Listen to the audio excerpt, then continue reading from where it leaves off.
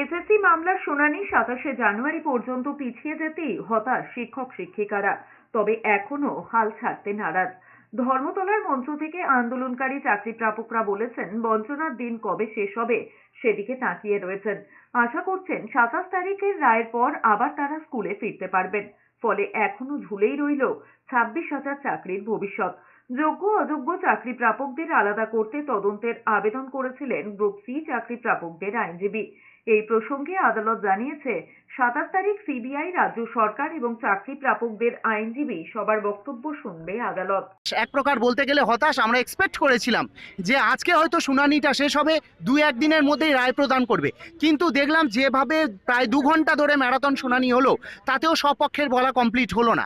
আবারও 27 তারিখে দুপুর 2টোয় টাইম দিয়েছে, অর্থাৎ সকাল 10:30টায় যদি সময় দিত তাহলে সারাদিনটা শুনে হয়তো শেষ করতে পারতো। আমরা এটাও মনে করছি যে 27 তারিখে হয়তো আবার একটা ডেট দেবে। এইভাবে ডেটের পর ডেট আমরা এখানে কতদিন কন্টিনিউ করব?